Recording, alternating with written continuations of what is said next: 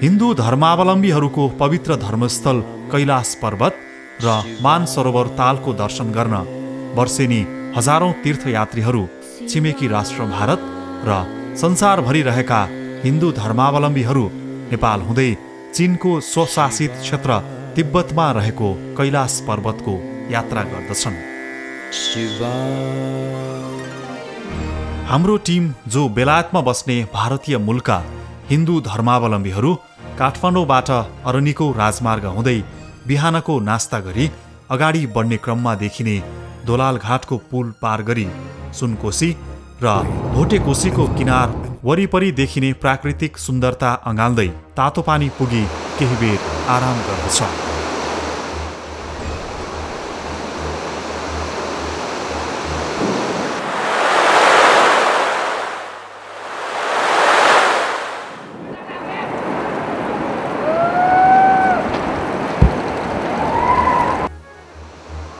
मितेरी पुल पार गरी तिब्बतको पहिलो सहर जाङमु, जसलाई नेपालीमा खासा भनिन्छ, त्यहाँ पुगियो।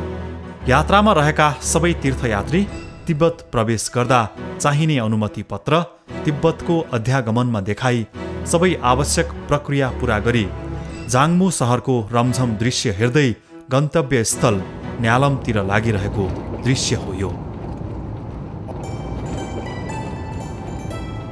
जाङमुबाट न्यालम जाँदा बाटोमा पर्ने डाँडाकाँडा, जङ्गल, भिर, पाखा, पखेरा, छहराको दृश्यले सबै तीर्थयात्री पर्यटकको मनै लोभ्याउँछ। हामीसँग जाने बेलायती भारतीय मूलका तीर्थयात्रीहरू न्यालम बजार पुगेर वासस्थानमा आफ्ना सरसामान राखी सहरको पैदल यात्रा गरी बजार अवलोकन गर्दैछन्। काठमाडौँबाट एकै दिनमा तातोपानी जाङमु हुँदै न्यालम पुग्ने भएकाले यस ठाउँमा 2 रात बिताइन्छ। हामीसँग जाने तीर्थयात्री पर्यटकहरू शाकाहारी खाना खाई आनन्द लिइरहेको दृश्य हो यो। यो टिमसँग जाने नेपाली कामदार तीर्थयात्रीहरूलाई खाना बनाउन पोख्त हुन्छन् र त्यसका लागि दक्ष जनशक्ति भएकाले खाना खाई खुसी भएको दृश्य यहाँ देखिन्छ।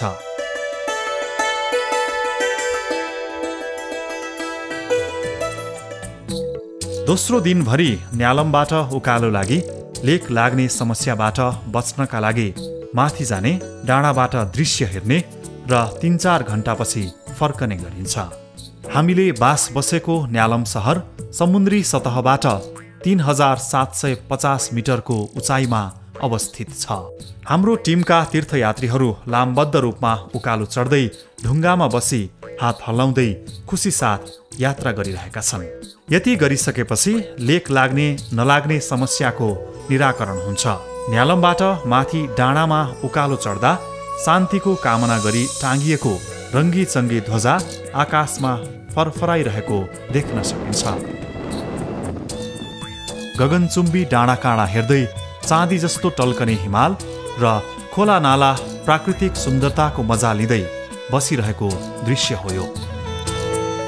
यी तीर्थयात्रीहरू आफ्नै गुजराती संस्कृति र परम्परा अनुसार रमाइलो गरी गोलाकारमा नाच्दै रमाउँदैछन्।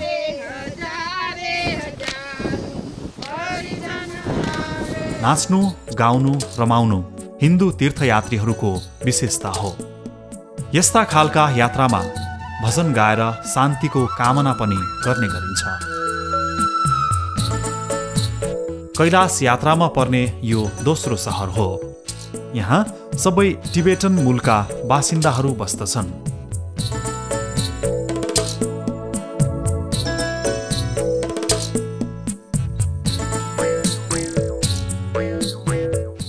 तीर्थयात्रीहरू न्यालमबाट सागातर्फ प्रस्थान गर्न लागिरहेका छन् भने कोही गाडीमा चढेर अगाडि बढिरहेको दृश्य देख्न सकिन्छ। सागा जाने क्रममा 5050 मिटरको उचाइमा रहेको यालुङला पास हो यो, जुन ठाउँबाट सेता हिमाल र त्यसको मुनि मरुभूमि जस्ता नाङ्गा डाँडाहरू देखिन्छन्। यहाँ एउटा ठुलो गेट छ जसले सबैलाई स्वागत गरिरहेको छ, जुन गेटमा राता, सेता, पहेँला ध्वजा लुङदारबाट सुसज्जित र राम्रो पहिचान दिइरहेको छ। यहाँबाट गौरी शङ्कर सिसा पाङमा राम्रोसँग देखिन्छ।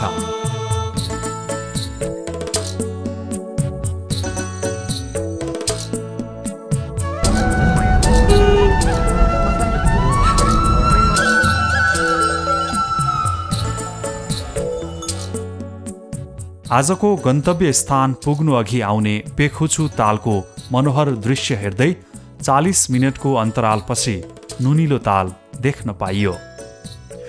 हिन्दूहरूले मान्ने पवित्र नदी ब्रह्मपुत्र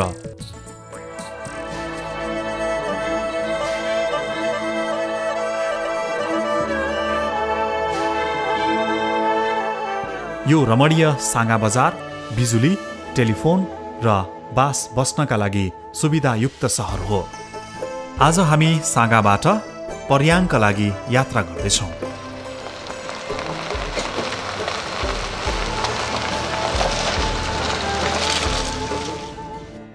6 घण्टाको जीप यात्रापछि पर्याङ पुगिन्छ।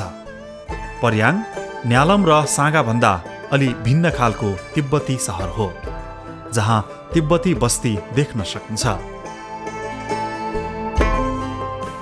पर्याङबाट बिहानको नास्ता खाएर हिँडेपछि 4 घण्टाको यात्रामा हामी मानसरोवर पुग्दछौँ।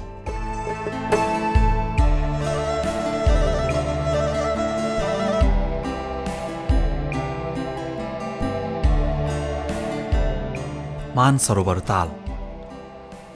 मानस अर्थात् मस्तिष्क वा चेतना भन्ने बुझिन्छ, तसर्थ मानसरोवर ताललाई चेतना र ज्ञानको ताल भनेर चिनिन्छ। 4580 मिटरको उचाइमा अवस्थित मानसरोवर तालले हिन्दू र बौद्ध धर्मावलम्बीहरूबीच गहिरो धार्मिक एवं आध्यात्मिक महत्त्व बोकेको छ। मानसरोवर तालको परिक्रमा गरी यसको पवित्र जलले स्नान गरेमा सम्पूर्ण पाप पखालिने अनि शरीर रोग व्याधिबाट मुक्त हुने धार्मिक विश्वास रहिआएको छ। साथै यस्तो स्नानबाट सदाका लागि आफ्नो यौवन र शक्ति कायम गर्न सकिन्छ भन्ने मान्यता पनि रहिआएको छ।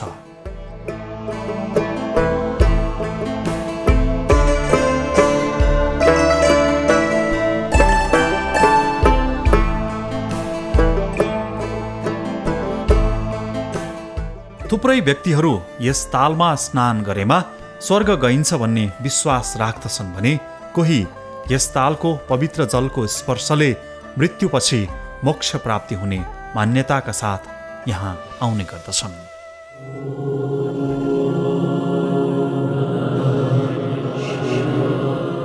जहाँ ताल देखिन्छ, जुन ताल हिन्दूहरूका लागि अति नै पवित्र स्थल हो। जीवनमा एकपटक पुग्नै पर्ने, दर्शन गर्नुपर्ने हिन्दू धर्म अनुसार उल्लेख गरिएको पाइन्छ।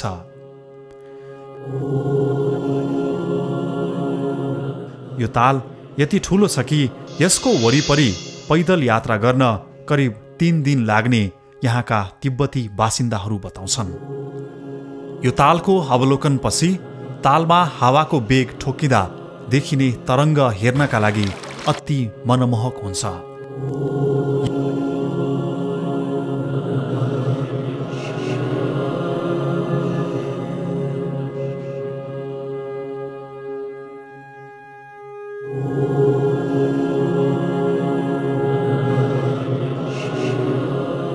यस तालसँग जोडिएको प्रचलित हिन्दू किम्वदन्ती अनुसार भगवान शिव र पार्वती हरेक रात 2 बजेदेखि 4 बजेसम्म यस तालमा स्नान गर्ने गर्दथे।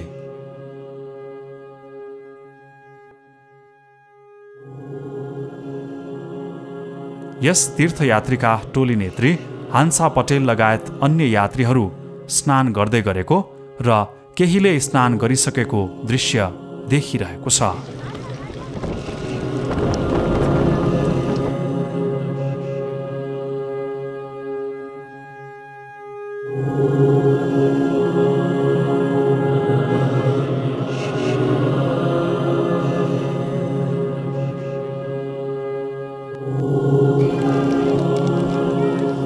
साथै तीर्थयात्रीहरू हिन्दू धार्मिक परम्परा अनुसार भगवानलाई पानी चढाउने, सिक्का चढाउने काम पनि भइरहेको छ र एक अर्कालाई पानी हाल्ने, पानी छ्याप्ने दृश्यले पनि मन्त्रमुग्ध पारेको छ।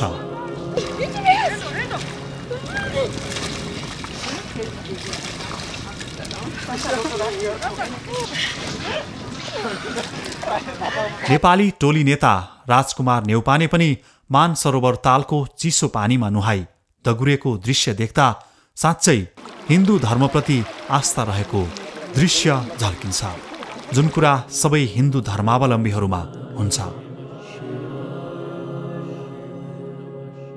सबै तीर्थयात्रीहरूले नुहाइसकेपछि भगवान शिवजीको ध्यान गर्दै आफ्ना पितृहरूको स्मरण गर्ने र आफूले जानी नजानी पाप गरेको भए पापबाट मुक्ति पाउनका लागि होम गरिरहेको दृश्य देखिन्छ।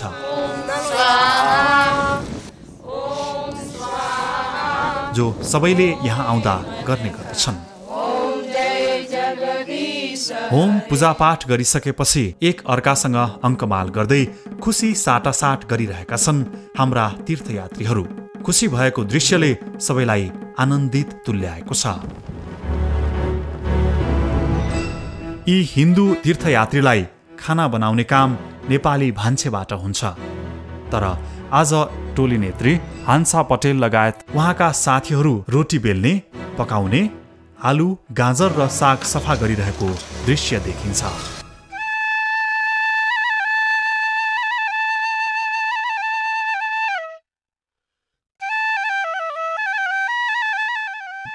मानसरोवर तालको छेउमा रहेको छु गुम्बालाई परिक्रमा गर्दै माने घुमाउँदै दर्शन गरी दार्चेनतर्फ तीर्थयात्रीहरू प्रस्थान गर्दछन्। मानसरोवर तालबाट दार्चेन जाँदा देखिने गुर्ला, मान्डाता र कैलाश हिमालको दृश्यले पनि मनै लोभ्याउँछ। जीपबाट यात्रा गर्दै दार्चेन जाने क्रममा राक्षस ताल देख्न सकिन्छ।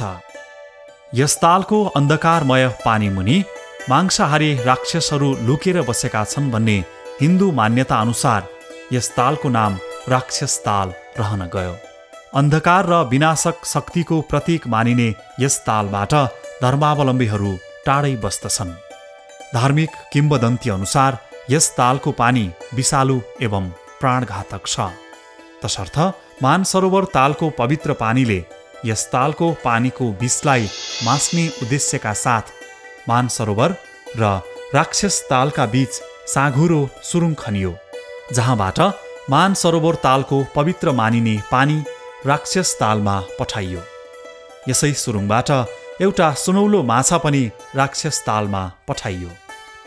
जब उक्त माछा राक्षस तालमा जीवितै पाइयो, मानिसहरूको यस तालप्रति रहेको नकारात्मक मान्यता र तालको नजिकै नजाने प्रवृत्तिमा पनि परिवर्तन आयो। तर अझैसम्म पनि स्थानीयवासी तथा धर्मावलम्बीहरू यस तालको पानी भने पिउन नहुने मान्यतामा अडिग छन् र पानी पिउँदैनन् पनि। हिन्दू धर्म अनुसार त्रेता युगमा रावणले यसै तालमा बसेर कठोर तपस्या गरी भगवान शिवलाई खुसी पारेका थिए। राक्षस ताल मानसरोवर तालको पश्चिममा पर्दछ। यो ताल समुद्री सतहबाट 4540 मिटरको उचाइमा रहेको छ। राक्षस तालको दृश्यावलोकनपछि हामी दार्चेन भन्ने सहरमा आइपुग्यौं। यहाँबाट कैलाश परिक्रमा सुरु हुन्छ। परिक्रमा गर्न 3 दिन लाग्दछ।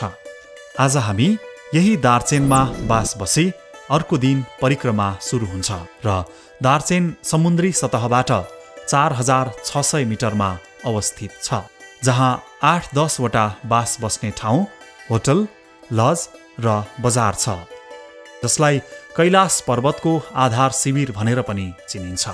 यस दार्चेनबाट 5 किलोमिटर जीपको यात्रापछि दार्बोचे पुगिन्छ र यहाँबाट पैदल यात्रा सुरु हुन्छ। हिन्दू धर्म अनुसार यस ठाउँलाई यमद्वार पनि भनेर चिनिन्छ।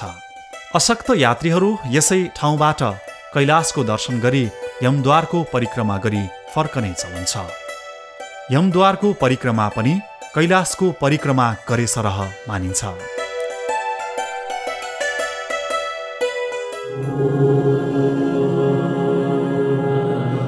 6714 मिटरको उचाइमा रहेको कैलाश पर्वत विश्वकै सबैभन्दा पवित्र मानिएको भए पनि सबैभन्दा कम भ्रमण गरिएको धार्मिक स्थल हो। पवित्र मानेको यो स्थानमा वर्षेनी केही हजार धर्मावलम्बीहरू मात्र तीर्थयात्राका लागि आउने गरेका छन्। हिन्दू, जैन र बौद्ध धर्मको उत्पत्ति अगावै कैलाश पर्वतलाई पृथ्वीको मध्यस्थान र संसारकै उत्पत्ति स्थलका रूपमा पुज्ने गरिन्थ्यो। रामायण, महाभारत जस्ता धार्मिक ग्रन्थमा कैलाश पर्वतको पवित्रताको महिमा वर्णन गरिएको छ। तर यस्ता ग्रन्थहरू लेखिनुभन्दा धेरै अगाडिदेखि नै कैलाश पर्वतको पौराणिक महत्त्व रहिआएको छ। प्राचीन एसियासँग सम्बन्धित किम्वदन्तीहरू कैलाश पर्वत बिना अधुरा रहन्छन्। कैलाश पर्वतले एक छुट्टै युगको चिनारी दिने र अलग सभ्यता झल्काउने कुरामा थुप्रै प्राचीन यात्री, धर्मावलम्बी तथा लेखकहरूको एकमत पाइन्छ।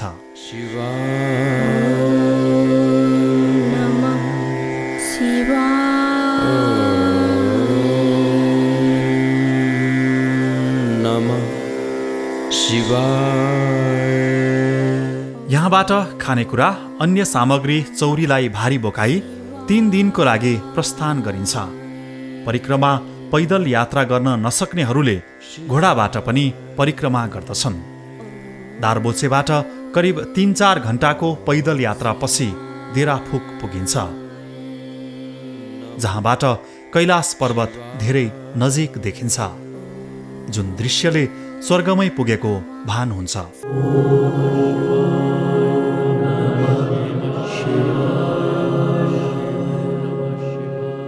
यो देखिएको दृश्य डोरमाला पास हो। यो समुद्री सतहबाट 5636 मिटरको उचाइमा अवस्थित छ, जुन यस यात्राको सबैभन्दा अग्लो ठाउँ हो, जहाँ पुग्दा टाउको दुख्न सक्छ, वाकवाक लाग्न सक्छ, तर खास गरी तल झरेपछि त्यो आफै निको हुन्छ।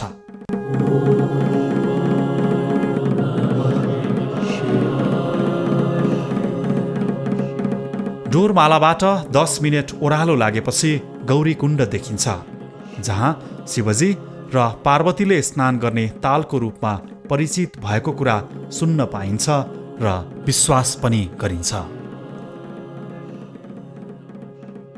अहिले हामी जुथुलपुक पुगेको दृश्य देखिन्छ, जुन दोस्रो दिनको बास बस्ने ठाउँ हो।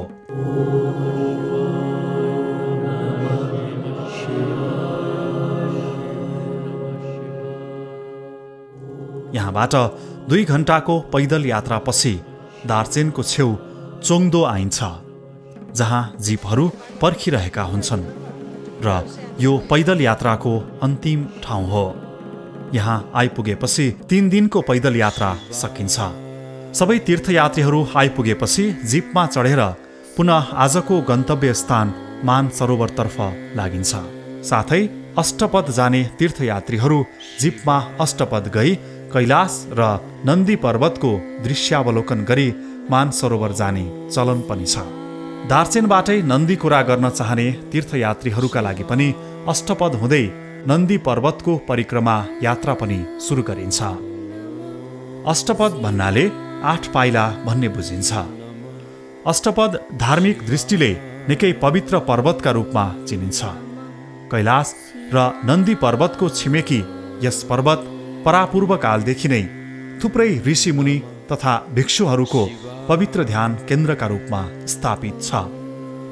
जैन धर्मका प्रख्यात मुनि ऋषभदेवले पनि यसै पर्वतको गुफामा ध्यान गरेका थिए। नन्दी पर्वत। यो पर्वत कैलाश पर्वतको दक्षिणमा अवस्थित छ। कैलाश पर्वतबाट उद्गम भई दार्चेन हुँदै बग्ने नदीको किनारै किनारा हिँडेर पनि नन्दी पर्वत पुग्न सकिन्छ। नन्दी परिक्रमा पूरा गर्न 2 देखि 3 दिनसम्म लाग्ने गर्दछ।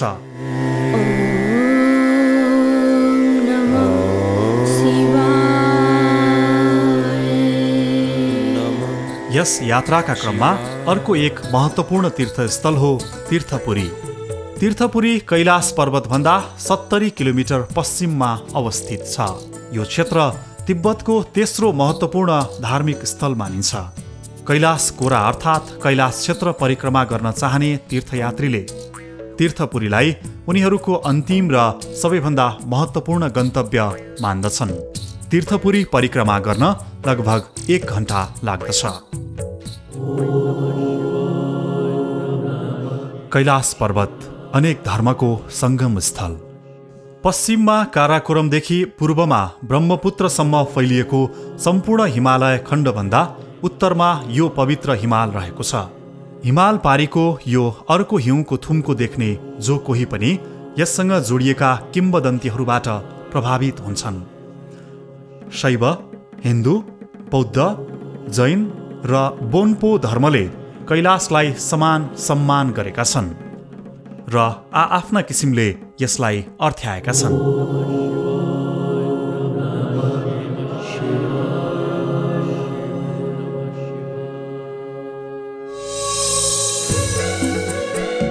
मानसरोवर तालमा ठोकिँदा देखिने सूर्योदय र सूर्यास्तको दृश्य पनि कम मनमोहक भने लाग्दैन।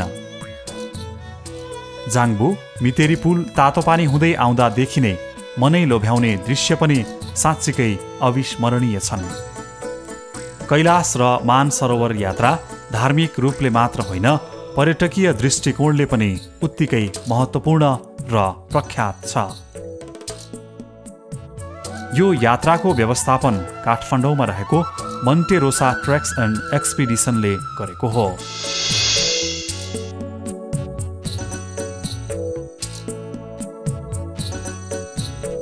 यस्ता धार्मिक तथा पर्यटकीय यात्रा पर्वतारोहणको व्यवस्थापन गर्दै आएको मन्टेरोसा आगामी दिनमा पनि यस्तै अविस्मरणीय यात्राको प्रबन्धका लागि तपाईँको पर्खाइमा छ।